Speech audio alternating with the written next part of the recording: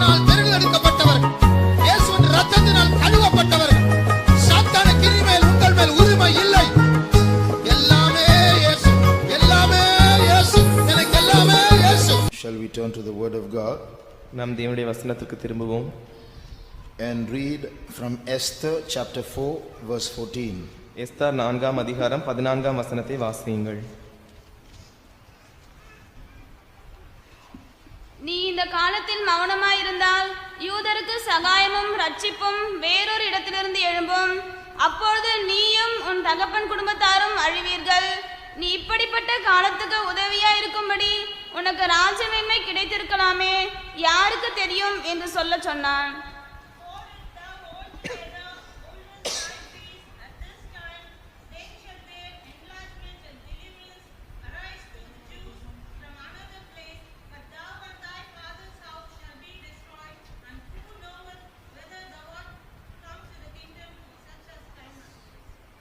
Also read Isaiah chapter 34 and verse 8. ஏசாயா 34ஆம் அதிகாரம் 8ஆம் வசனத்தையும் வாசியுங்கள்.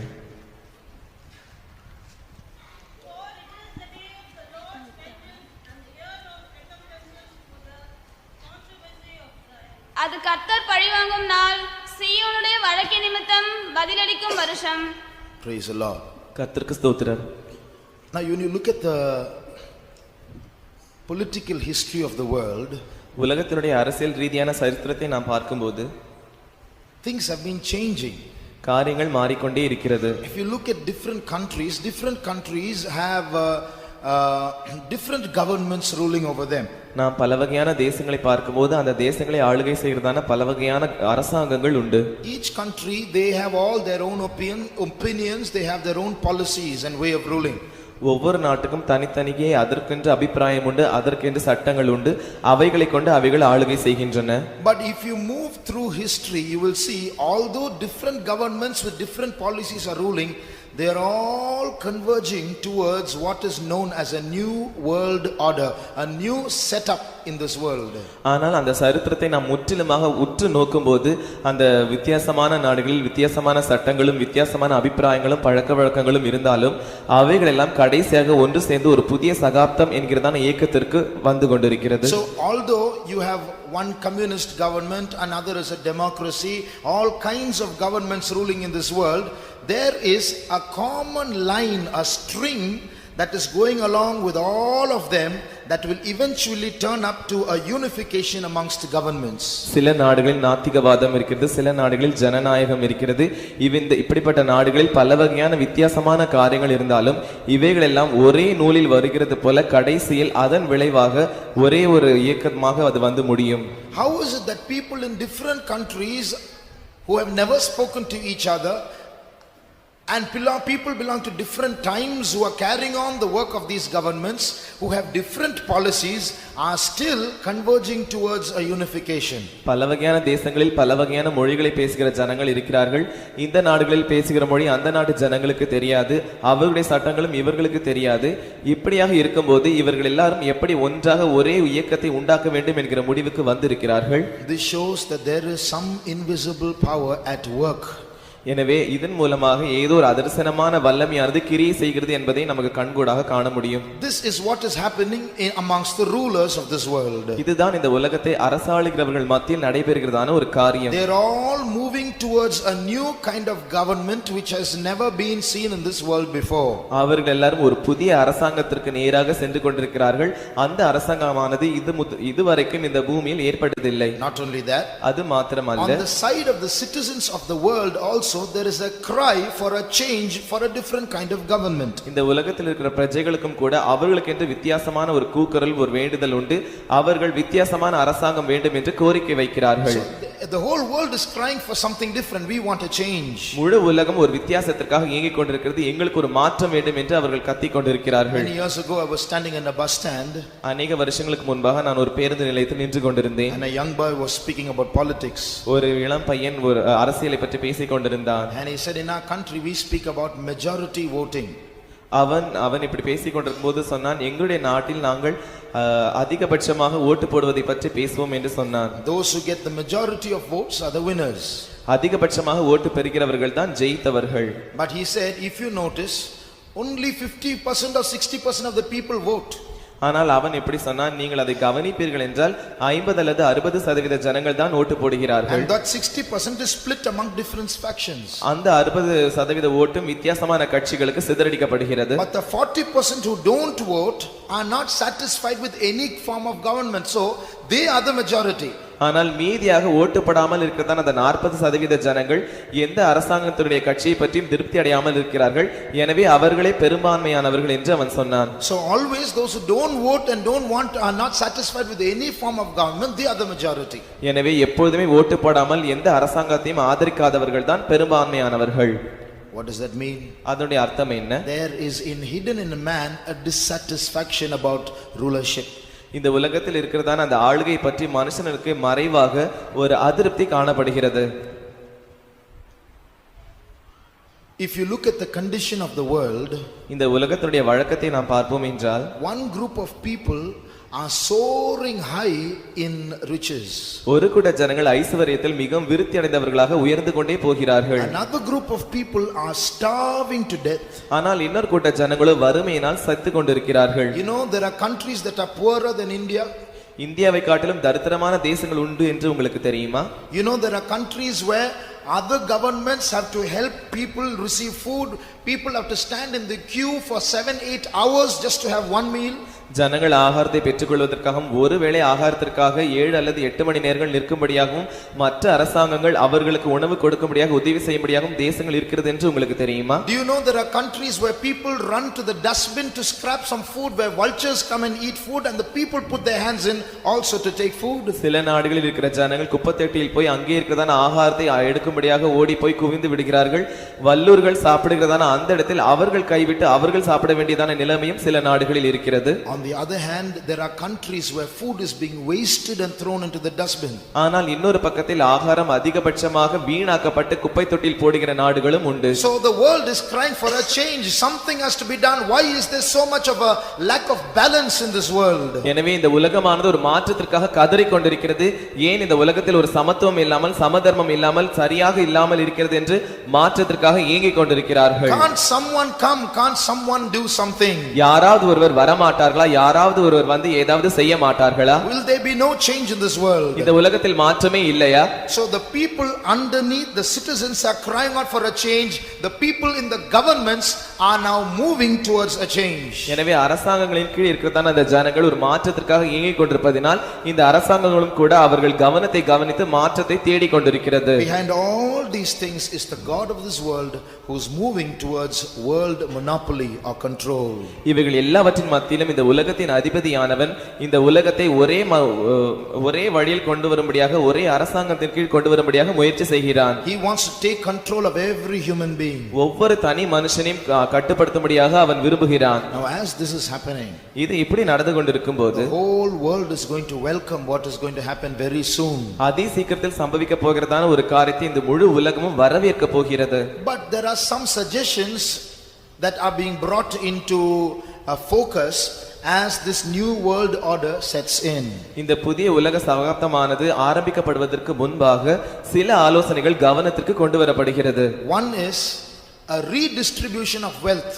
There should not be people who are extremely rich and extremely poor at the same time.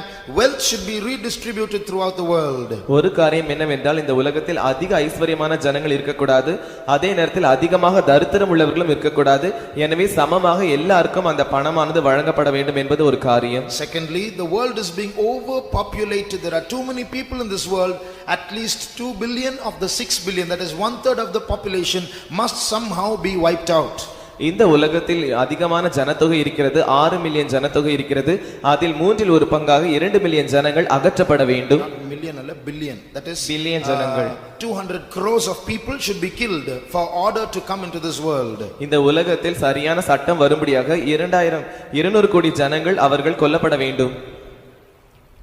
Those who suggest this will surely not allow their families to be killed. இப்படிப்பட்ட ஆலோசனை சொல்லுகிறவர்கள் அவர்கள் கண்டிப்பாக தங்கள் குடும்பத்தின் அங்கத்தினர்களை கொலை செய்ய விட மாட்டார்கள். The third is the elimination of Christians who will stand against the ushering in of this new world order.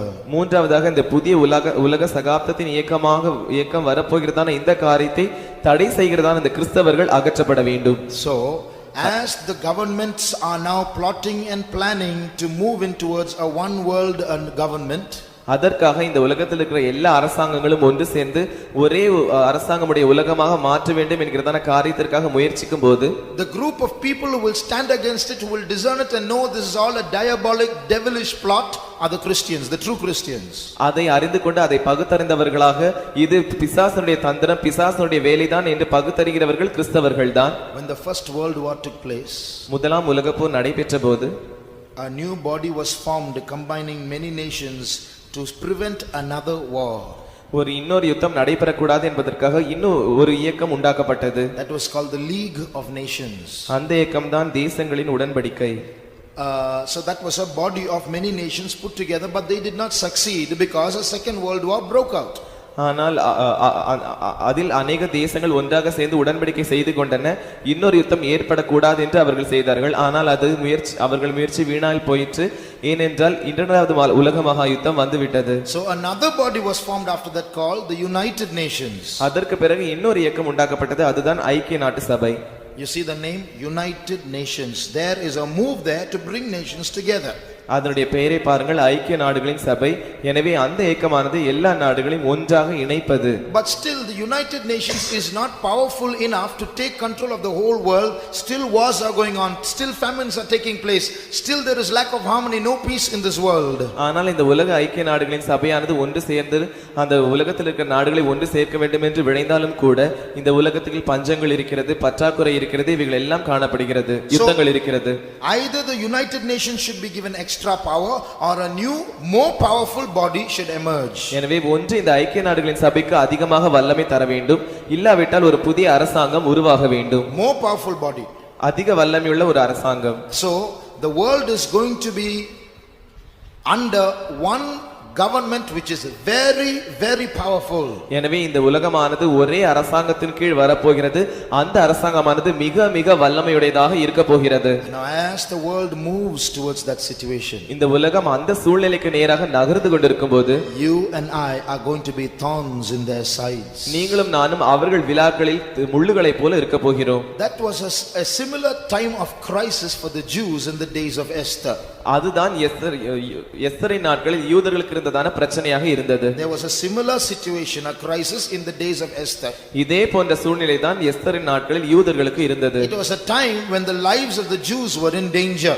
யூதருடைய ஜீவியமானது மிகவும் ஆபத்தான ஒரு காலகட்டமாக அது இருந்தது. Now there is a verse in the Bible which says that God has put times and seasons into his hands.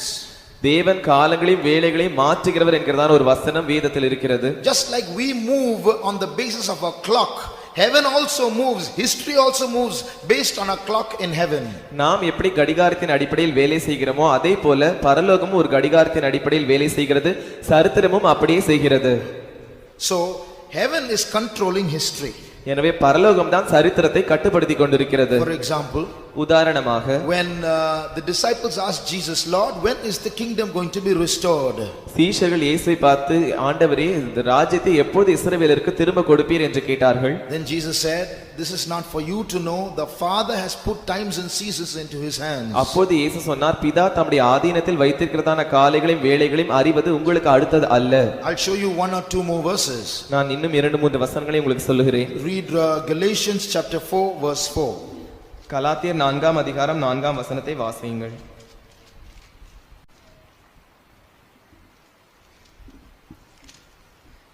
நாம் புத்திர சுவிகாரத்தை அடையும்படி நியாயப்பிரமாணத்திற்கு கீழ்ப்பட்டவர்களை மீட்டுக் கொள்ளத்தக்கதாக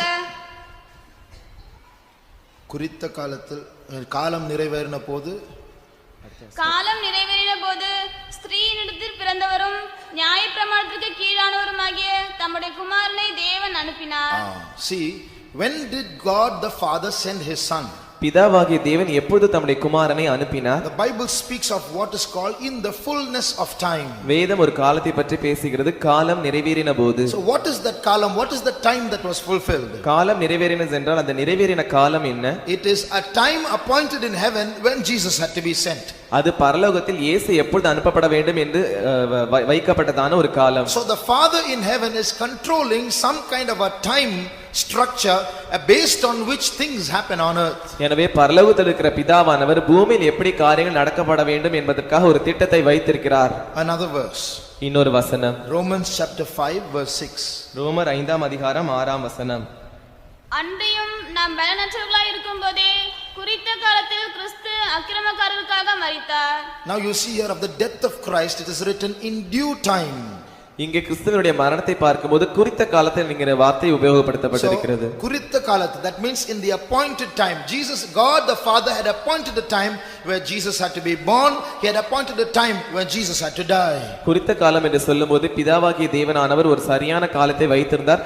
அந்த காலத்தில் இயேசு பிறக்க வேண்டும், நியமித்த காலத்தில் இயேசு மரிக்க வேண்டும் என்கிறதான காலத்தை வைத்திருந்தார். When the Gentiles came to arrest Jesus, புறஜாதிகள் வந்து இயேசுவை கைது செய்யும்படியாக வந்தபோது what did Jesus say? இயேசு என்ன சொன்னார்? When I was in the temple speaking openly, none of you could do anything to me. நான் ஆலயத்தில் இருந்து கொண்டு வெளிப்படையாக உங்களோடு பேசின போது உங்களில் ஒருவனும் எனக்கு ஒன்றும் செய்ய முடியவில்லை. But now this is your hour and the power of darkness. ஆனால் இதுவோ உங்களுடைய வேளையும் அந்தகாரத்தின் காலமுமா இருக்கிறது. So what is that your hour? There was a time appointed by the Father where Jesus would be handed over to the Gentiles. உங்களுடைய வேளை என்று சொல்லும்போது அந்த வேளைதான் இயேசுவானவர் புறஜாதிகளுடைய கையில் ஒப்புக்கொடுக்கப்பட வேண்டும் என்று பிதாவானவர் நியமித்து வைத்திருந்தார். So there are times where things change in this world according to the appointment of the Father. எனவே பிதாவானவர் எந்த காரியங்களை எப்படி நியமித்து வைத்திருக்கிறாரோ அதற்கேற்றபடியே இந்த உலகத்தில் காரியங்கள் மாறிவிடும். Here is a prophecy. இங்கே ஒரு தீர்க்க தரிசனம். A time has come when the church is going to go through a period of crisis.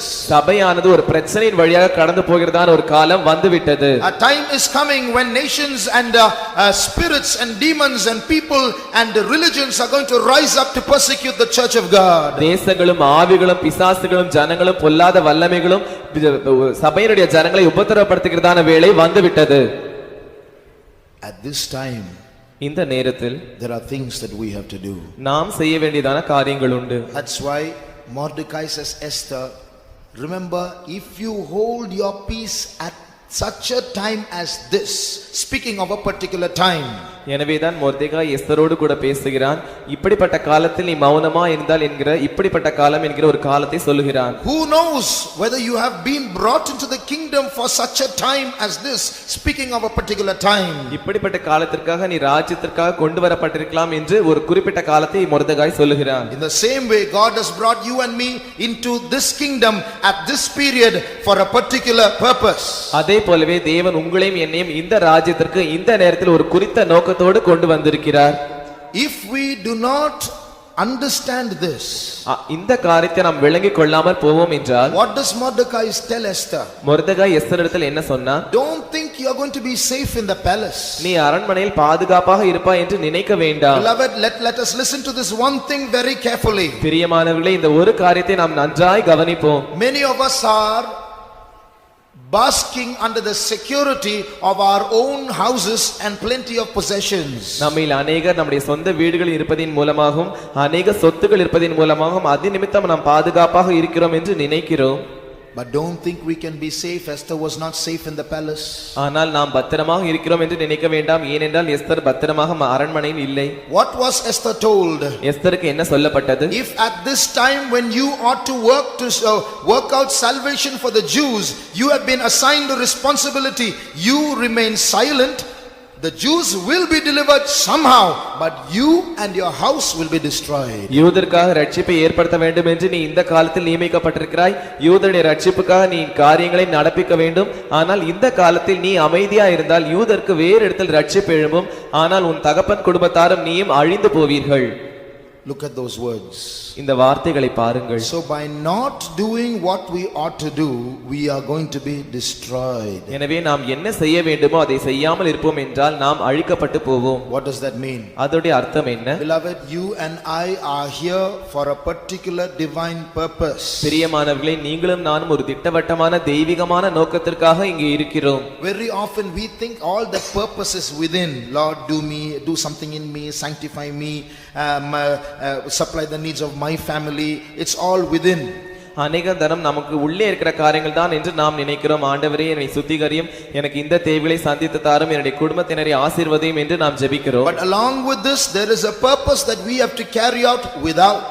ஆனால் இதோடு கூட புறம்பே நாம் செய்ய வேண்டியதான சில காரியங்களும் உண்டு. Do we know what that is? அவைகள் என்ன என்று தெரியுமா? But we shall shortly be revealed by God what that is. ஆனால் அதே சீக்கிரத்தில் அது என்ன என்று தேவன் நமக்கு வெளிப்படுத்துவார். It's both general and personal. அவைகள் பொதுவானதும் தனிப்பட்ட விதத்திலும். Personally, God is going to speak to you in prophecy through the word, in visions and in dreams about what God is going to do through you in the church and in the world. தேவன் வார்த்தையின் மூலமாகவும் தீர்க்கதரிசனத்தின் மூலமாகவும் சொப்பனங்களின் வாயிலாகவும் தரிசனங்களின் வாயிலாகவும் நீங்கள் இந்த உலகத்தில் என்ன காரியங்களை செய்ய வேண்டும் என்று உங்களோடு கூட பேச போகிறார். But for that it is time that we have to rise up to the occasion and cooperate with God so that his plan might be executed through us. அதற்காக அந்த சரியான தருணத்தில் நாம் எழும்பி தேவனோடு கூட ஒத்துழைத்து அவருடைய திட்டத்தை அவரோடு கூட சேர்ந்து நிறைவேற்ற வேண்டும். Now Esther is going through a dangerous situation. இப்போது எஸ்தர் ஒரு ஆபத்தான சூழ்நிலையின் வழியாக கடந்து போகிறாள். She realizes she can't be safe in the palace. She has to take the risk of going and meeting the king. தான் அரண்மனையில் பத்திரமாக இருக்க முடியாது என்று உணர்ந்தவளாக அந்த யூதருக்காக ஏதாவது செய்ய வேண்டும் என்பதற்காக ஆபத்தில் போய் மாட்டிக்கொள்வது என்று அவள் ராஜாவினிடத்தில் போகிறாள். So she tells all the Jews to fast for her. எனவே அவளுக்காக உபவாசிக்க முடியாத எல்லா யூதர்களிடத்திலும் அவள் கேட்டுக்கொள்கிறாள். At the end of the fast she takes the risk and stands before the king. அந்த உபவாசத்தின் முடிவில் அவள் ஆபத்தில் நின்று கொண்டு அந்த யூதருக்காக பேசும்படியாக போகிறாள். She prepares 2 banquets for the king. அவள் ராஜாவுக்காக 2 விருந்துகளை ஆயத்தப்படுத்துகிறாள். And she invites him to 2 banquets. அந்த 2 விருந்துகளுக்கும் அவர்களை அழைக்கிறாள். Now in all this there is a plan. இவர்கள் எல்லாவற்றிலும் ஒரு திட்டம் உண்டு. Because she realizes that in the palace there is an enemy.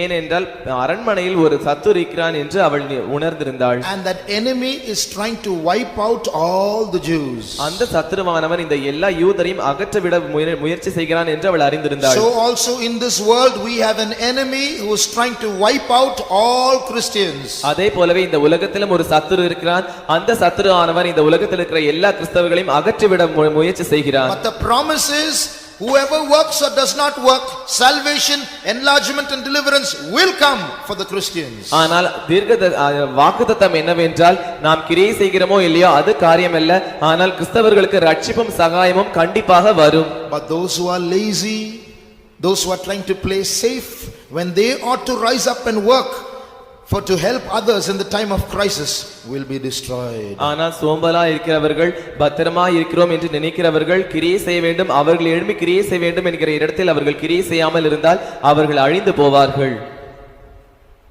She makes 2 banquets. அவள் 2 விருதுகளை ஏற்படுத்துகிறாள். She goes and stands in the presence of the king. ராஜாவுடைய சமூகத்தில் போய் முன்பாக நிற்கிறாள். O king, if I have found favor in thy sight, ராஜாவே, உம்முடைய கண்களில் எனக்கு தயை கிடைத்ததானால் please come to the banquet that I have prepared for you. நான் உமக்காக ஆயத்தப்படுத்தியிருக்கிற விருந்திற்கு நீர் வர வேண்டும். He came and Haman came. ராஜா வந்தான், ஆமானும் வந்தான். And in the banquet he asked her, the king asked her, what do you want, Esther? Tell me, I'll give you even half of the kingdom.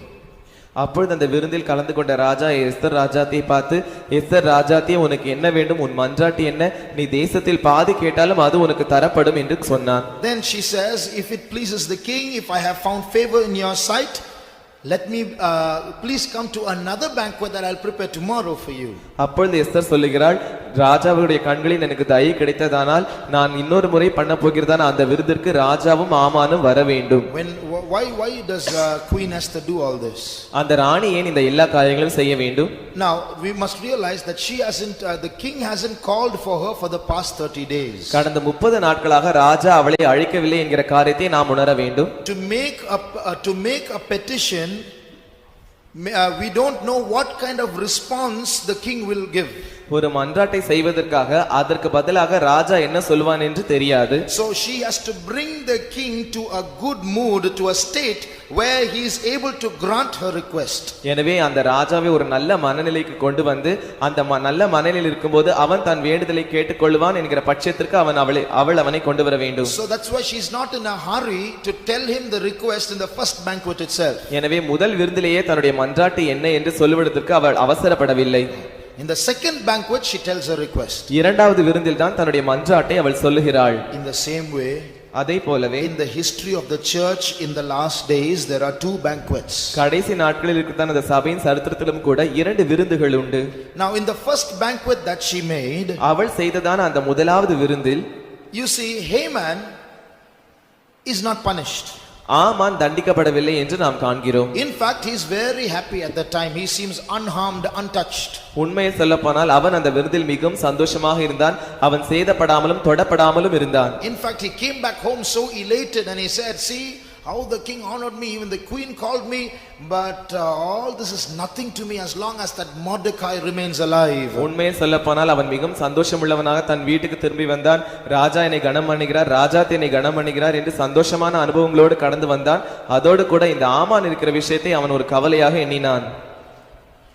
And his wife said, then if that's so, if Mordecai is irritating you and his people are irritating you, you do one thing. You make a gallows 60 cubits tall and kill him tomorrow. Make him hang there.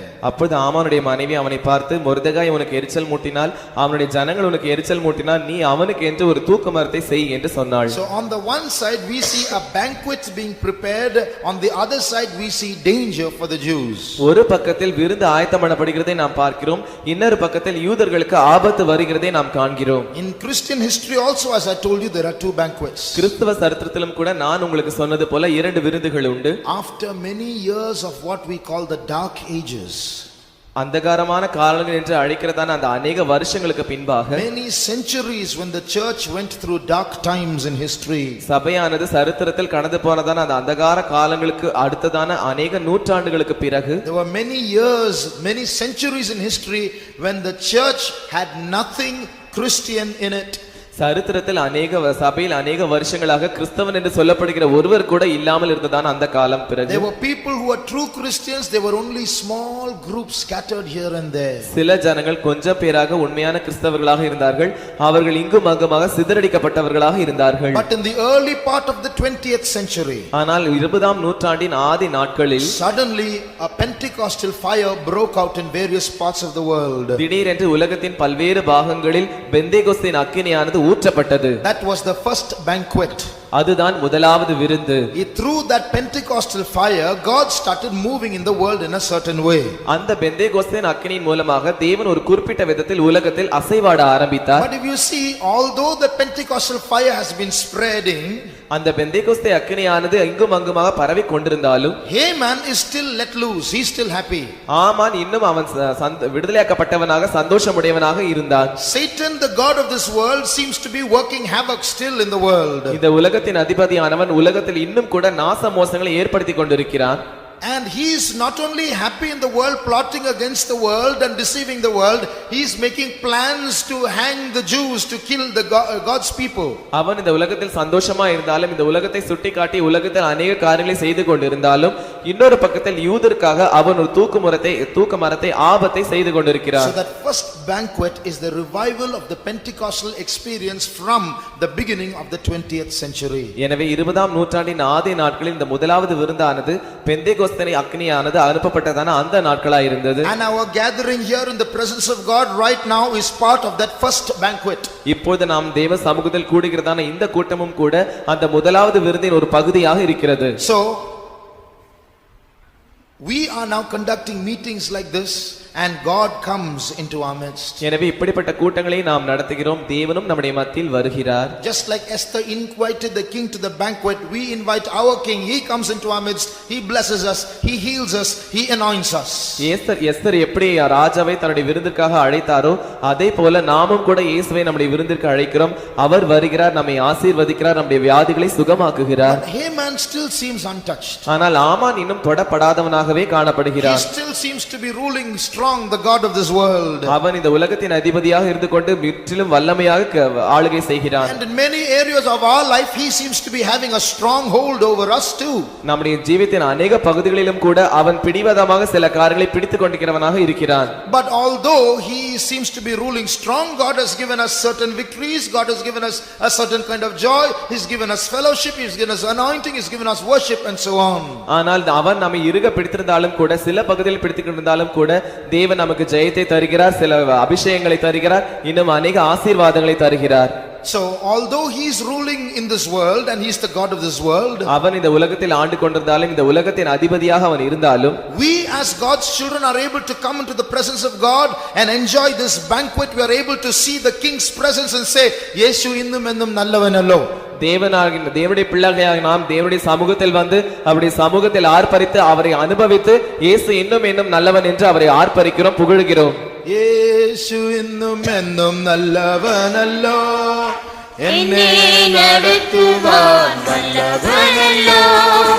യേശു ഇന്നും എന്നും നല്ലവനല്ലോ, എന്നെ നടത്തുവാൻ വല്ലവനല്ലോ.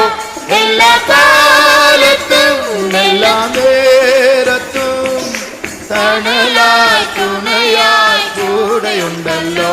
എല്ലാ കാലത്തും എല്ലാ നേരത്തും തണലായി തുണയായി കൂടെയുണ്ടല്ലോ. Hallelujah. So although the devil is putting us into all kinds of captivity, பிசாசானவன் அநேக சிறைப்பிடிவுகளில் நம்மை சிறைப்பட்டு விட்டாலும் கூட our homes and our lives are fraught with problems. நம்முடைய வீடுகளும் நம்முடைய ஜீவியமும் பிரச்சனைகளினால் நிறைந்திருக்கிறது. But in the midst of that, God has given us a banquet to participate in. ஆனால் அவைகளின் மத்தியில் ஒரு விருந்தில் கலந்து கொள்ளும்படியாக ஒரு விருந்தை தேவன் நமக்கு That's தந்திருக்கிறார். why in the midst of all our problems, our confusion, our tears and our sickness and witchcraft against us, we are able to enjoy the presence of God. எனவேதான் நம்முடைய எல்லா பிரச்சனைகளின் மத்தியிலும் நம்முடைய குழப்பங்களின் மத்தியிலும் நம்முடைய கண்ணீரின் மத்தியிலும் மந்திரவாதங்களின் மத்தியிலும் நாம் தேவனில் களி கூறுகிறோம். So what are these banquets? இந்த விருந்துகள் என்ன? They are two steps in which we come into the favor of God. தேவனுடைய தயையின் பட்சத்தில் வருகிறதான இரண்டு படிகளாக அது இருக்கிறது. So in the first part of the 20th century, man came into the favor of God. God was able to visit the earth with a Pentecostal revival. எனவே 20ஆம் நூற்றாண்டின் அந்த ஆதி நாட்களில் மனுஷனானவன் தேவனுடைய தயையின் பட்சத்திற்கு வந்தான்.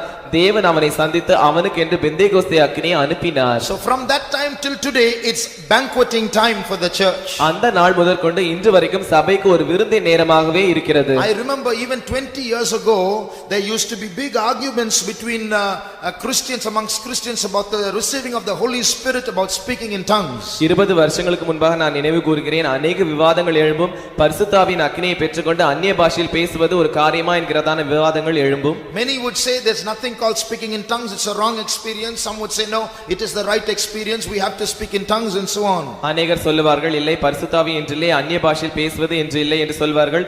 ஆனால் சிலரோ இல்லை பரிசுத்தாவி உண்டு, அந்நிய பாஷை உண்டு, அதில் நாம் பேசிதான் ஆக வேண்டும் என்று சொல்லுவார்கள். And I remember sermons being preached trying to establish that the speaking of tongues is biblical, it's from God. அந்நிய பாஷையில் பேசுவது தேவனிடத்திலிருந்து வந்தது, அது வேதத்திற்கு அடுத்தது என்று அநேக பிரசங்கங்கள் பண்ணப்பட்டதை நான் நினைவு கூறுகிறேன். But today we don't have to do that.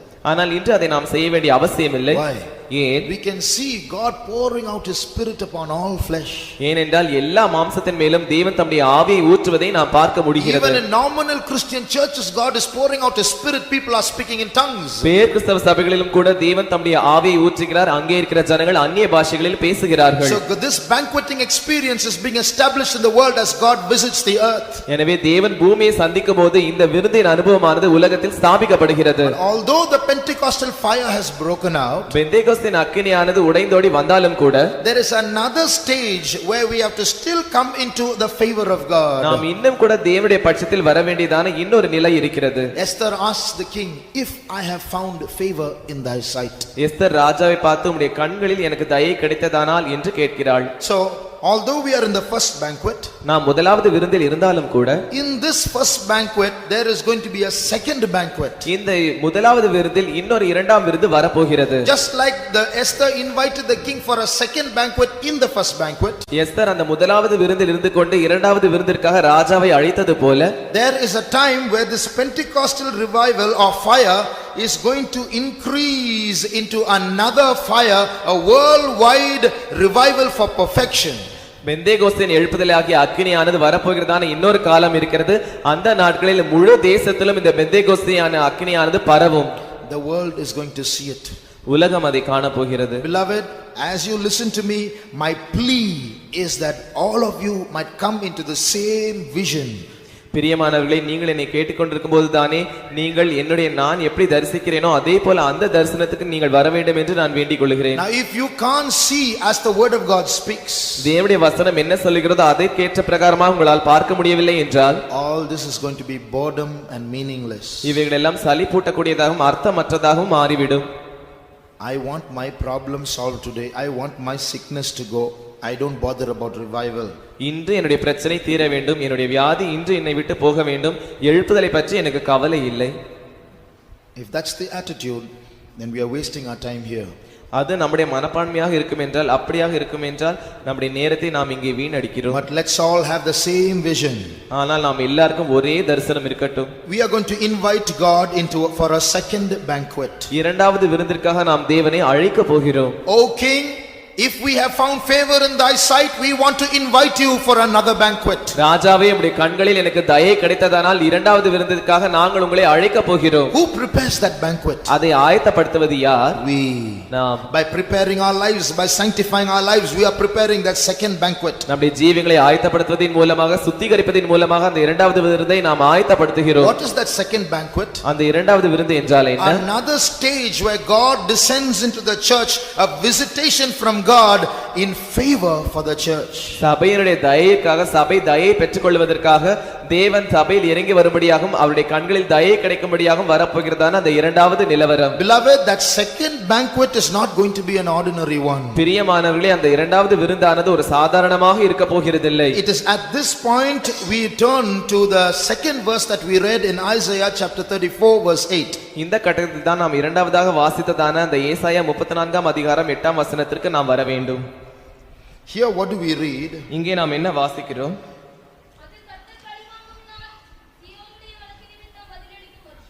So here we see this is a day of the Lord's vengeance. இது கர்த்தர் பழிவாங்கும் நாள். There is going to be a visitation from God another time very shortly. அதி சீக்கிரத்தில் தேவனிடத்திலிருந்து இன்னொரு சந்திப்பு வரப்போகிறது. Now if you read this chapter, you see here a foresight about the tribulation period. இந்த அதிகாரத்தை நாம் வாசிக்கும்போது உபத்திரவ காலத்தை பற்றிதான் ஒரு முன் தரிசனத்தை நாம் இங்கே காணலாம். Now there is in particular a judgment pronounced against Idumea, chapter verse 5. 5 வசனத்தில் பார். வானங்களில் என் பட்டயம் வெறி கொண்டது. வாசிங்க. வானங்களில் என் பட்டயம் வெறி கொண்டது. ஏதோ இதோ ஏதோமின் மேலும் தங்களுக்கு நியமித்த ஜனத்தின் மேலும் அது நியாயம் செய்ய இறங்கும். Here we see a judgment pronounced against Edom or Idumea. Edom இல்லாவிட்டால் இதுமையா என்கிறதான தேசத்தின் மேல் ஒரு நியாய தீர்ப்பு செலுத்தப்படுகிறதை நாம் இங்கே காண்கிறோம். Who is this Edom? இந்த ஏதோம் யார்? It is a type of a spirit that's working against the church of God, the church's adversary. தேவனுடைய சபைக்கு விரோதமாக கிரியை செய்கிறதான ஒரு வகையான பொல்லாத ஆவியாக இருக்கிறது தேவ சபையினுடைய சத்துரு. So there are spirits that are going to rise up in the last days pointed against the church of God. எனவே கடைசி நாட்களில் சில ஆவிகள் எழும்ப போகிறது. அந்த ஆவிகளானது சபைக்கு நேராக சபையை குறியாக வைத்து எழும்பும். They are going to get into people so that they at the sight of us they get angry. அவைகள் ஜனங்களை ஆட்கொள்ள போகிறபடியினால் அவர்கள் நம்மை பார்க்கும்போதே அவர்கள் நம்மை பார்த்து கோபப்படுவார்கள். Already there are people like that. அப்படிப்பட்ட ஜனங்கள் ஏற்கனவே இருக்கிறார்கள். But they are going to rise up as a strong body. ஆனால் அவர்கள் இன்னொரு மிகப்பெரிய இயக்கமாக வல்லமையான இயக்கமாக எழும்ப போகிறார்கள். At that time there is going to be a second banquet. அந்த நேரத்தில் தான் இரண்டாவது விருந்து வரப்போகிறது. Can you see Haman preparing gallows to hang Mordecai? ஆமான் மொர்தெகாயை தூக்கில் மாட்டும்படியாக தூக்கு மரங்களை செய்கிறதை உங்களால் காண At முடிகிறதா? the end of the first banquet, that is what is being planned. முதலாவது விருந்தின் முடிவில் அதுதான் திட்டமிடப்பட்டது. So as this first banquet of Pentecostal revival is coming to an end, plans are being made in the kingdom of darkness against the church of God. எனவே இந்த முதலாவது விருந்தினுடைய இந்த பெந்தேகோஸ்தின் அக்கினி முடிவுக்கு வரும்போது அந்தகாரத்தின் ராஜ்யத்தில் திட்டங்கள் இதற்கு விரோதமாக செய்யப்பட்டு கொண்டிருக்கிறது. Plans to eliminate God's people. தேவனுடைய ஜனங்களை அகற்றும்படியான திட்டம். At this time, இந்த நேரத்தில் plans are being made by God for the church also. சபைக்காக தேவனும் சில திட்டங்களை செய்து கொண்டிருக்கிறார். If you see verses 2, 3 and 4 of Isaiah 34, ஏசாயா 34 அதிகாரத்தினுடைய 2, 3 வசனங்களை நாம் பார்ப்போம் என்றால், the indignation of the Lord is upon all nations and his fury upon all their armies. சகல ஜாதிகளின் மேலும் கர்த்தருடைய கடும் கோபமும் அவைகளுடைய சகல சேனைகளின் மேலும் அவருடைய உக்கிரமும் மூழுகிறது. The indignation of the Lord is upon all nations. It's a worldwide fury that the Lord is going to unleash. கர்த்தருடைய கடும் கோபமானது எல்லா ஜாதிகள் மேலும் இருக்கிறது. முழு உலகத்தின் மேலும் அவருடைய கடும் கோபமானது அவிழ்த்து விடப்பட போகிறது. Verse 3 says the same thing. மூன்றாம் வசனமும் அதையே சொல்லுகிறது. Verse 4 says, all the host of heaven shall be dissolved. நான்காம் வசனம் சொல்லுகிறது, சர்வ சேனையும் வானத்தின் சர்வ சேனையும் கரைந்து போக போகிறது. And the heavens shall be rolled together as a scroll. வானங்கள் புஸ்தக சுருளை போல சுருட்டப்பட போகிறது. See, now you see, God starts moving in the whole world. தேவன் முழு உலகத்தின் மேலும் அசைவாட ஆரம்பிக்க He போகிறார். prophesies a judgment that's going to come upon the whole world. முழு உலகத்தின் மேலும் வரப்போகிறதான நியாயத்தீர்ப்பை அவர் தீர்க்க தரிசனமாக சொல்லுகிறார். But suddenly, like a thunderstorm that's working around the whole world, now suddenly focuses in one place. ஆனால் திடீரென்று முழு உலகத்திலும் வருகிறதான இடியை போலதான அந்த இடியானது ஒரு குறிப்பிட்ட இடத்தை நோக்கி குறிப்பார்க்கும். In verse 5 he says, now my soul shall be bathed in heaven, it shall come down upon Edom.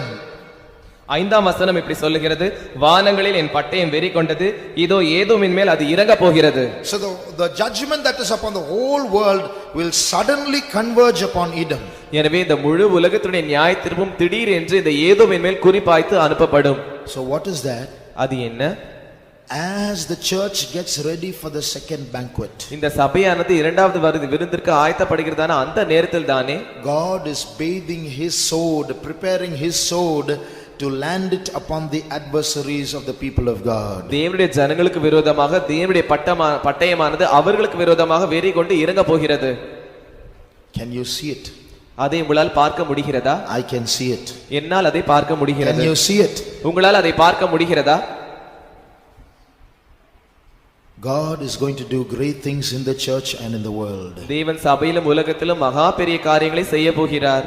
In the second banquet, இரண்டாவது விருந்தில் Haman is going to be hanged. ஆமான் தூக்கிலிடப்பட போகிறான். She made a request unto the king. அவள் ராஜாவினிடத்தில் ஒரு மன்றாட்டை வைத்தாள். O king, I and my people, we are sold to be destroyed. ராஜாவே, நானும் என்னுடைய ஜனங்களும் அழிக்கப்படும்படியாக விற்கப்பட்டு போனோம். Who is this man who would presume to do so? இப்படிப்பட்டதை செய்ய துணிகரம் கொண்டவன் யார்? That man is this wicked Haman. இவன் அந்த துஷ்ட ஆமான். And when the king heard that, ராஜா அதை கேட்டபோது he rose up out of his seat. அவன் கோபத்தோட தன் ஆசனத்தை விட்டு எழுந்தான். A second banquet is coming for the people of God. தேவனுடைய ஜனங்களுக்கு இரண்டாவது விருந்து வந்து கொண்டிருக்கிறது. A visitation from God to his people. தேவன் தம்முடைய ஜனங்களை சந்திக்கிறதான ஒரு நேரம். He is going to rise up in his wrath for his people. அவர் தம்முடைய உக்கிரத்தில் தம்முடைய ஜனங்களுக்காக எழும்ப போகிறார். We have been slaves for many years. நாம் अनेक வருஷங்களாக அடிமைகளாக இருந்தோம். We have been slaves. Now God is going to proclaim liberty for us. நாம் ஒரு காலத்தில் அடிமைகளாக இருந்து கொண்டிருந்தோம், ஆனால் இப்பொழுது விடுதலை தேவன் அறிவிக்க போகிறார். A case has been going on against the people of God. ஜனங்களுக்கு விரோதமாக ஒரு வழக்கு போய்க்கொண்டே இருக்கிறது. That is called the controversy of Zion. அதுதான் சீயோனுடைய வழக்கு. And that case is going on in heaven every day. அது பரலோகத்தில் ஒவ்வொரு நாளும் போய்க்கொண்டே இருக்கிறது. As you heard in the testimony last week, கடந்த வாரம் நாம் சாட்சியில் கேட்டதை போல we saw a throne. The brother saw a throne set up and Satan accusing each one of us. ஒரு சகோதரன் அந்த சிங்காசனத்தை கண்டார். சிங்காசனத்தின் முன்பாக நின்று கொண்டு சாத்தான் சகோதரரை குற்றம் சாட்டி கொண்டிருந்தான். Each one of us. நம்ம ஒவ்வொருவரையும் அவன் குற்றம் சாட்டி கொண்டிருந்தான். And that's happening in heaven right now. அது இப்பொழுதுதானே பரலோகத்தில் நடந்து கொண்டிருக்கிறது. God the Father is listening. பிதாவாகிய தேவன் அதை கவனிக்கிறார். There are times because of our stupidity, because of our iniquity, because of our carnal ways, God is helpless. நம்முடைய மதீனத்தின் மூலமாக, நம்முடைய அக்கிரமத்தின் மூலமாக, நம்முடைய மாம்ச வழிகளின் மூலமாக தேவன் நமக்கு உதவி செய்ய கூடாதவராக இருக்கிறார். There are times our stupidity and our sin overpowers the power of God's intercession and God is not able to help us out. நம்முடைய பாவங்களும் நம்முடைய அக்கிரமங்களும் தேவன் கிரியை செய்யாதபடிக்கு அவருடைய வல்லமை காட்டிலும் மிஞ்சினதான சில நேரங்கள் இருந்தது. But God is determined to come down to help his people. ஆனால் தம்முடைய ஜனங்களுக்கு உதவி செய்யும்படியாக இறங்கி வரும்படியாக தேவன் தீர்மானித்திருக்கிறார். For as the world cries for a change, இந்த உலகம் ஒரு மாற்றத்திற்காக கதறிக் கொண்டிருக்கும்போது the church is also crying for a change. சபையும் கூட ஒரு மாற்றத்திற்காக கதறிக் கொண்டிருக்கிறது. Can we see how our prayer life is improving? நம்முடைய ஜெபம் எப்படி முன்னேற்றம் அடைந்து கொண்டிருக்கிறது என்று உங்களால் பார்க்க முடிகிறதா? Can we see how in the first banquet we are are making a petition to our king. If we have favor, if we find favor in your sight, Lord, we want another banquet. முதலாவது விருந்தில் ராஜாவே நம்முடைய கண்களில் எங்களுக்கு தயை கிடைத்தது என்றால் எங்களுக்கு இரண்டாவது விருந்தை ஆயத்தப்படுத்தும் என்று நம்முடைய மன்றாட்டு இருந்ததா? Yes, there are people praying for revival. ஆம், சில ஜனங்கள் எழுப்புதலுக்காக ஜெபித்துக் கொண்டிருக்கிறார்கள். All over the world there are people, there are Esthers making petition unto the king. முழு உலகத்திலும் சில ஜனங்கள் எஸ்தரை போல எழுப்புதலுக்காக கேட்டுக்கொண்டிருக்கிறார்கள். And the time is coming.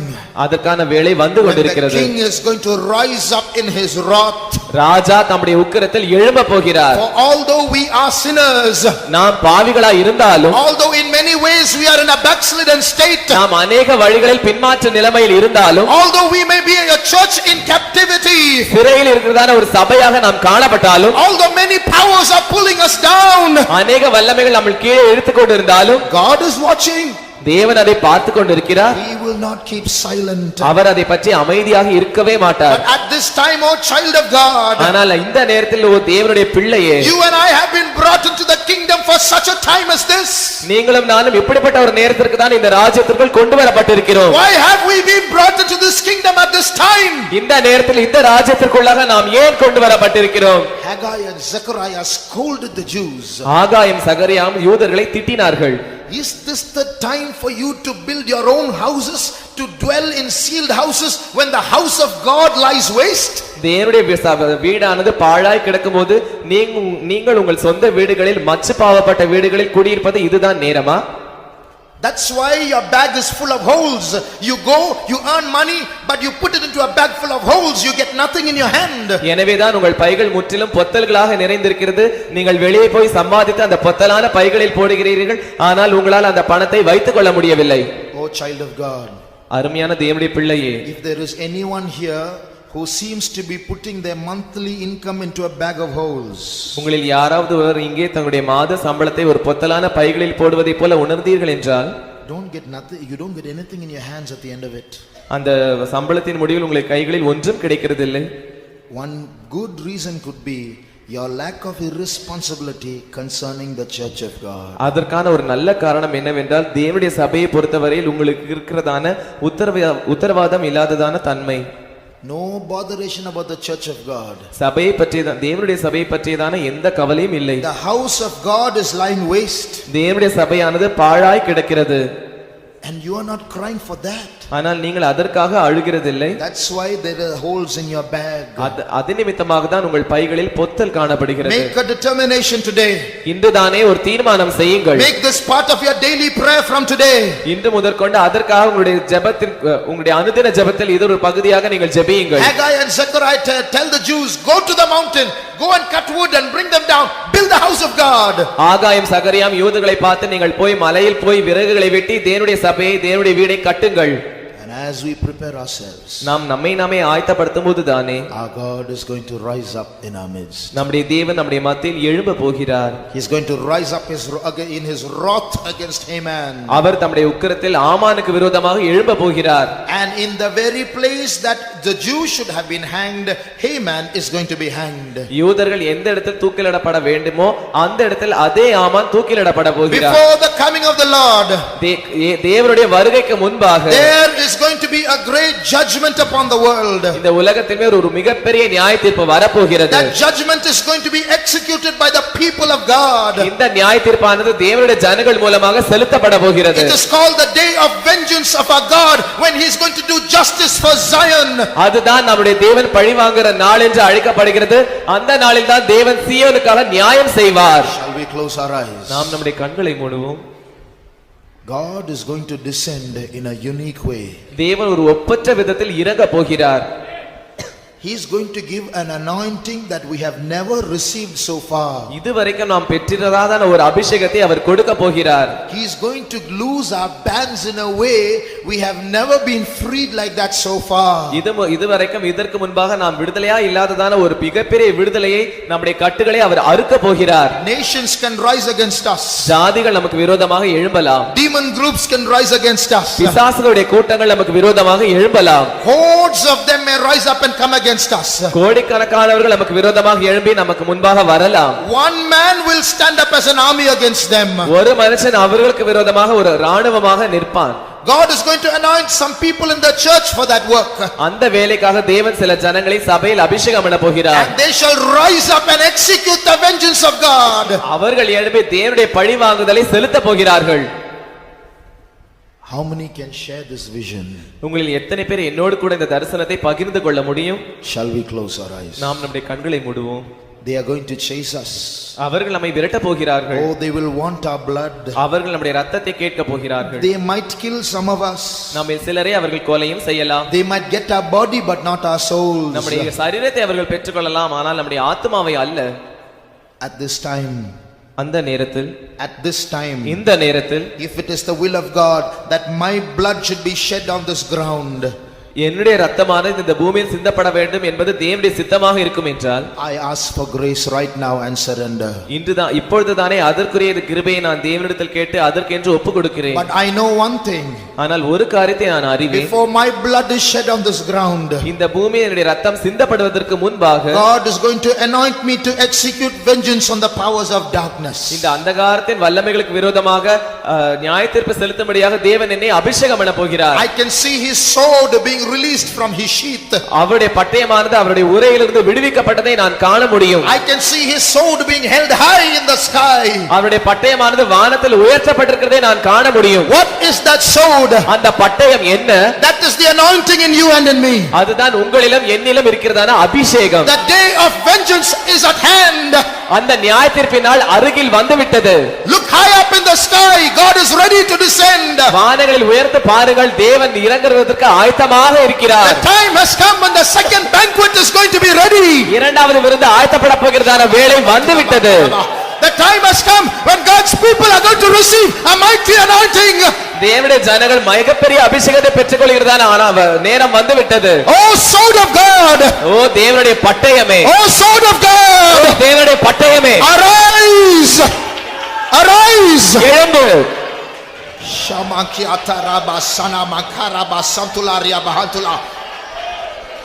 They will chase us.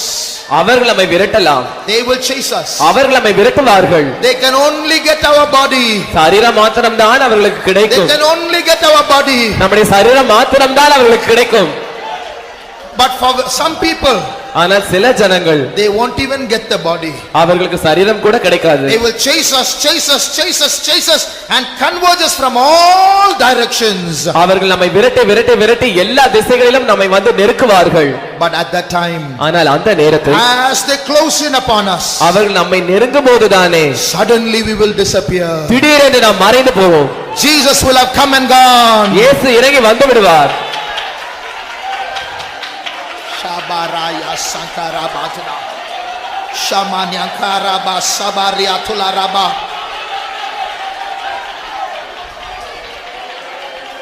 Weak brother, பலவீனமான சகோதரனே, weak sister, பலவீனமான சகோதரியே, don't look at your weakness. உங்களுடைய பலவீனத்தை நீங்கள் பார்க்க You வேண்டாம். look at one thing. ஒரு காரியத்தை நீங்கள் பாருங்கள். At this time God has brought you into the church. இந்த நேரத்தில் தேவன் உங்களை சபையில் கொண்டு வந்திருக்கிறார். That is what you have to observe. That is what you have to observe. அதைதான் நீங்கள் கவனிக்க வேண்டும். At this time God has brought you into the church. இந்த நேரத்தில் தேவன் உங்களை சபைக்குள் கொண்டு வந்திருக்கிறார். As God removes the sword from his sheath, God has brought you into the church. தேவன் தம்முடைய பட்டயத்தை உரையிலிருந்து உருவுகிறதான இந்த நேரத்தில் தேவன் உங்களை சபையில் கொண்டு வந்திருக்கிறார். For you there is an anointing. உங்களுக்கு ஒரு அபிஷேகம் உண்டு. For you there is an anointing. உங்களுக்கு என்று ஒரு அபிஷேகம் உண்டு.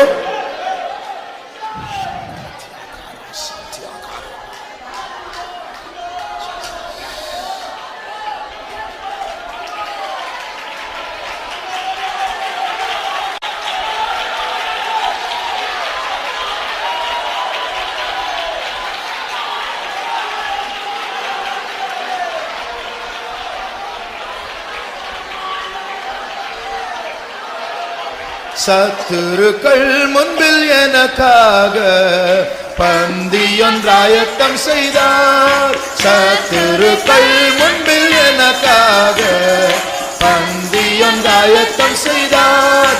என்னை தம் எண்ணெயால் அபிஷேகித்து என் பாத்திரம் நிரம்பியே வழியை செய்தார். ஷமானா கத்தியாரபா சமானா யகரபா சத்துடா பாத்திரம் நிரம்பி வழிய செய்தார். சத்துருக்கள் முன்பில் எனக்காக பந்தியொன்றாயத்தம் செய்தார். சத்துருக்கள் முன்பில் எனக்காக பந்தியொன்றாயத்தம் செய்தார். ஷமானா தாரா சிமானா கத்தியாரபா சமானா யகரபா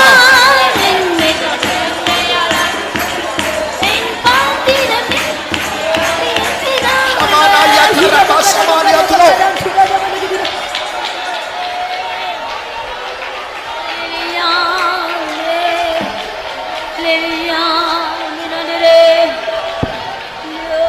Haman enjoyed the first feast. ஆமான் முதலாவது விருந்தை சந்தோஷமாக அனுபவித்தான். Now we are getting filled in the spirit. இப்பொழுது நாம் ஆவியில் நிரம்புகிறோம். He will say, you get filled in the spirit all you want. உனக்கு என்னவெல்லாம் வேண்டுமோ அபிஷேகத்தெல்லாம் நீ நிறந்து கொள் என்று அவன் சொல்லுவான். You go to church. நீ சபைக்கு போ. You enjoy yourself. நீ உன்னை தானே அனுபவித்துக் கொள். You come out, I will rule over you once நீ again. வெளியே வா, நான் மறுபடியும் உன்னை ஆண்டு கொள்ளுவேன். Now I am king. இப்பொழுது நான் தான் ராஜா. You have to tell what I do. நான் என்ன சொல்லுகிறேனோ அதை தான் நீ செய்ய வேண்டும். But there is a second feast, dear brothers, sisters. அருமையான சகோதரர்களே சகோதரிகளே, இன்னொரு விருந்து உண்டு. Haman is not going to enjoy that second feast. அந்த இரண்டாம் விருந்தை ஆமான் அனுபவிக்க போவதில்லை. Because before the second feast he got a news. ஏனென்றால் இரண்டாவது விருந்திற்கு முன்பாக அவனுக்கு செய்தி வந்துவிட்டது. If Mordecai be of the seed of the Jews, மொர்தெகாய் யூதருடைய குலத்தானாக இருப்பான் என்றால், and you had begun to fall before him, நீர் அவனுக்கு முன்பாக தாழ்ந்து போவது நிச்சயம்.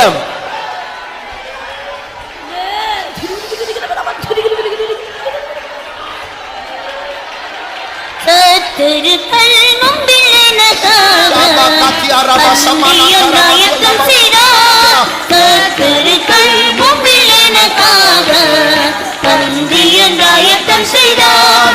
என்னை தன்னை அபிஷேகித்து என் பாத்திரம் நிரப்பி வழிய செய்தார். என்னை தன்னை அபிஷேகித்து என் பாத்திரம் நிரப்பி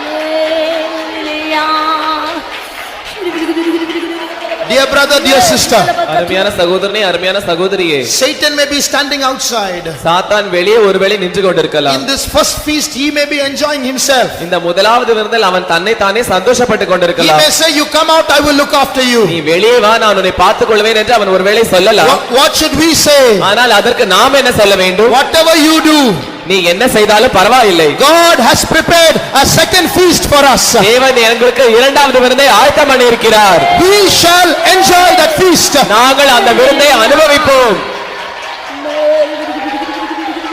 சத்துருக்கள் முன்பில் எனக்காக பந்தியொன்றாயத்தம் செய்தார். சத்துருக்கள் முன்பில் எனக்காக பந்தியொன்றாயத்தம் செய்தார். என்னை தன்னை அபிஷேகித்து என் பாத்திரம் நிரப்பி வழிய செய்தார். என்னை தன்னை அபிஷேகித்து என் பாத்திரம் நிரப்பி வழிய செய்தார். என்னை தன்னை அபிஷேகித்து என் பாத்திரம் நிரப்பி வழிய செய்தார்.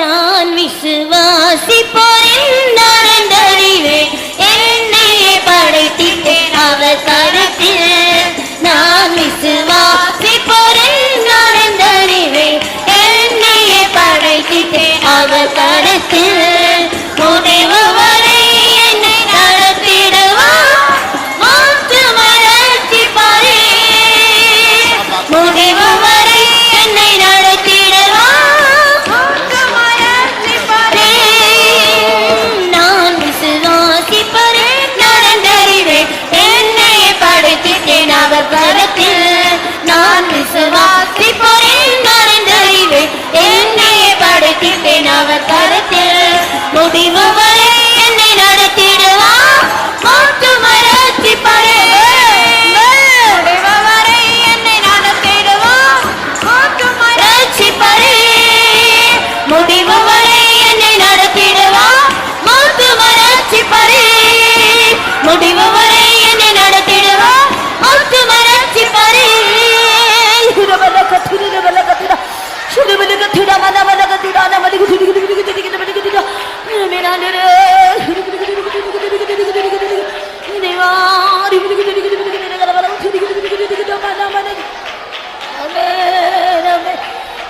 புயலடித்தாலும் அலை மோதினாலும் எவர் எனக்கு எதிராய் எழும்பினாலும் புயலடித்தாலும் அலை மோதினாலும் எவர் எனக்கு எதிராய் எழும்பினாலும் எனக்கு எட்டாத உயரத்திலே எடுத்தவன் இருத்திடுவார் எனக்கு எட்டாத உயரத்திலே எடுத்தவன் இருத்திடுவார் புயலடித்தாலும் அலை மோதினாலும் எவர் எனக்கு எதிராய் எழும்பினாலும் புயலடித்தாலும் அலை மோதினாலும் எவர் எனக்கு எதிராய் எழும்பினாலும் எனக்கு எட்டாத உயரத்திலே எடுத்தவன் இருத்திடுவார் எனக்கு எட்டாத உயரத்திலே எடுத்தவன் இருத்திடுவார் எனக்கு எட்டாத உயரத்திலே எடுத்தவன் இருத்திடுவார்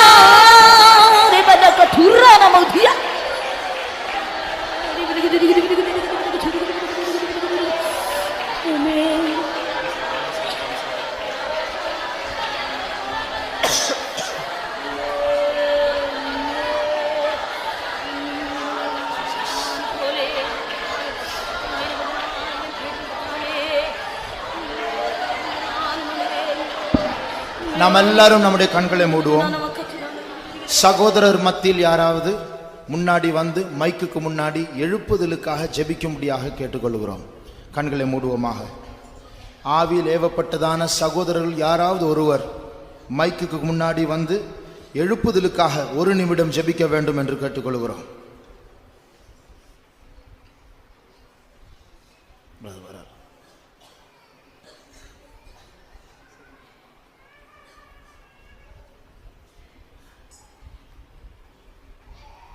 Jesus, Jesus.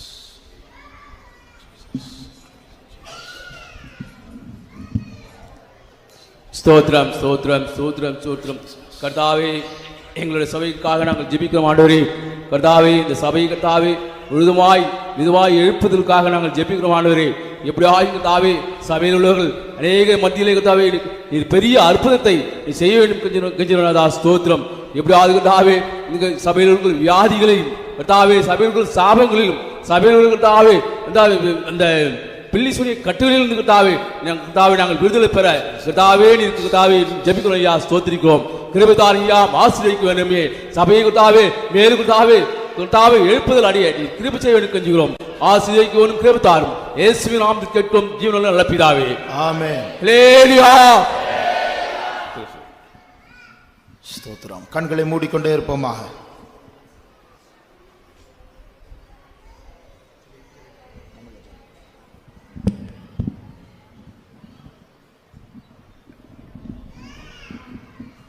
அன்பான பிதாவே, அருமையானவரே, ஸ்தோத்திர சுவாமி.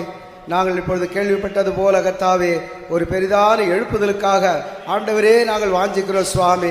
அந்த எழுப்புதல் கர்த்தாவே ஒவ்வொருடைய உள்ளத்திலிருந்து புறப்படத்தக்கதாக சுவாமி ஆவியானவர் எழும்ப வேண்டுமா ஜெபிக்கிற ஆண்டவரே, ஸ்தோத்திர சுவாமி. இந்த ஆவியின் எழுப்புதலுக்காக ஆண்டவரே நாங்கள் ஏங்கி தவிக்கிற ஆண்டவரே ஸ்தோத்திர சுவாமி.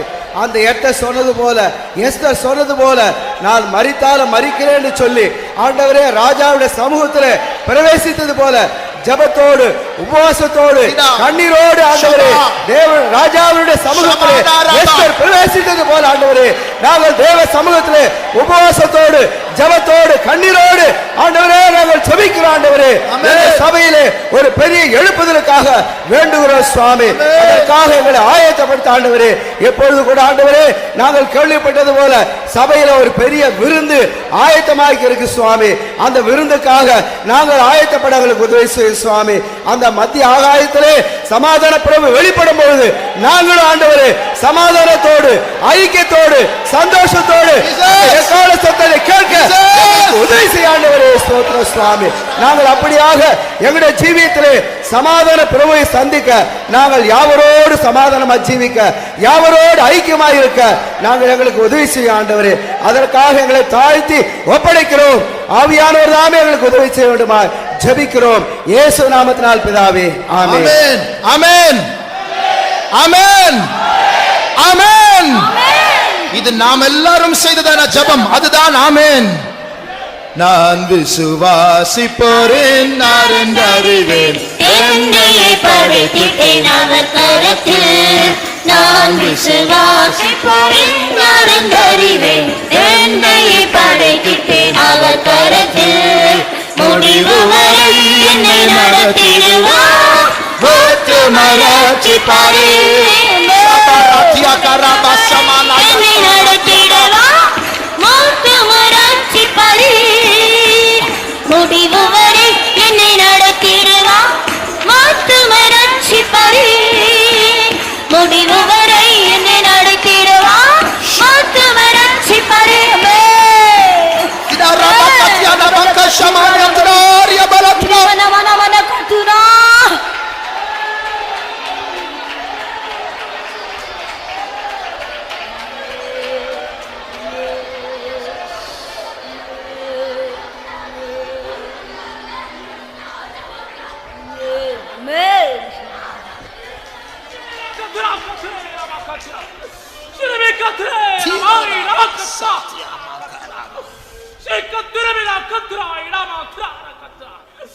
ஜெயம் கொண்டவர்கள் நீங்களே.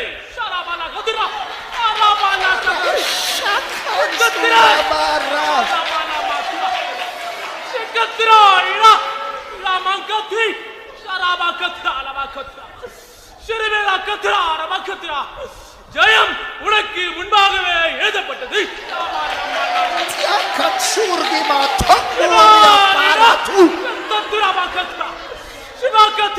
நீ அதை அவிசுவாசிக்காதே. நீ விசுவாசித்தால் இப்பொழுதே தேவனுடைய மகிமையை காண்பாய்.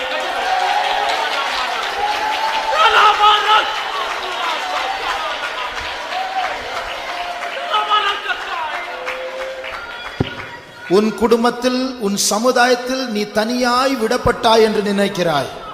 கூட ஒரு ஆள் இருந்தால் போதுமே நன்றாய் இருக்குமே என்று யோசிக்கிறாய். எனக்கு நீ ஒரு ஆள் போதும் என்று கர்த்தர் சொல்லுகிறார். உன் இருதயத்தை விசாலப்படுத்து, நான் அதை நிரப்புவேன் என்று கர்த்தர் சொல்லுகிறார்.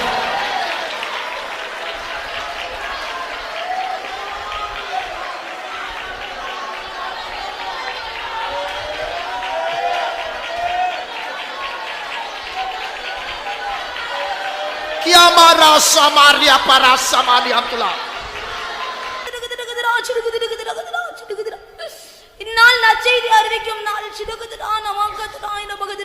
நீ மௌனமாய் இருப்பது காலம் அல்ல. நீ மௌனமாய் இருந்தால் குற்றம் உன்மேல் சுமரும்.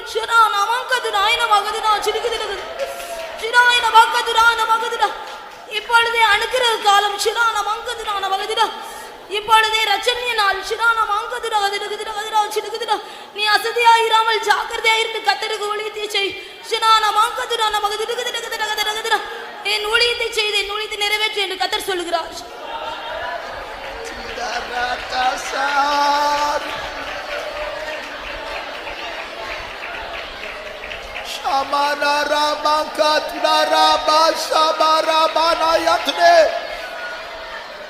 Thank you, Jesus. Praise you. கர்த்தருடைய சமூகத்துக்காக நாம் கர்த்தரை ஸ்தோத்திரிப்போம். ஸ்தோத்திரம் ஸ்தோத்திரம் ஸ்தோத்திரம் ஸ்தோத்திரம் ஸ்தோத்திரம் ஸ்தோத்திரம் ஸ்தோத்திரம் ஸ்தோத்திரம் ஸ்தோத்திரம் ஸ்தோத்திரம். Thank you Lord. We thank கர்த்தர் நம்மத்தில் இறங்கி வந்தார், அதற்காக கர்த்தரை ஸ்தோத்திரிப்போம். ஸ்தோத்திரம் ஸ்தோத்திரம் ஸ்தோத்திரம் ஸ்தோத்திரம். அவர் நமக்காய் ஆயத்தப்படுத்தின விருந்துக்காக நாம் அவரை ஸ்தோத்திரிப்போம். ஸ்தோத்திரம் ஸ்தோத்திரம் ஸ்தோத்திரம் ஸ்தோத்திரம். இரண்டாவது ஒரு விருந்து சீக்கிரமாய் வரப்போகிறது, அதற்காய் ஸ்தோத்திரிப்போம். ஸ்தோத்திரம் ஸ்தோத்திரம் ஸ்தோத்திரம் ஸ்தோத்திரம் ஸ்தோத்திரம்.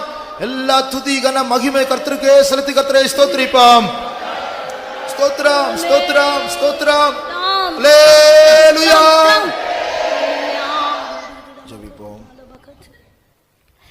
எங்களை அதிகமாக நேசிக்கிற என் ஆத்துமநேசரே, சியோனின் ராஜாவே, பரிசுத்தமுள்ள பிதாவே, நன்றியோடு துதிக்கிறோம், ஸ்தோத்திரிக்கிறோம் சுவாமி.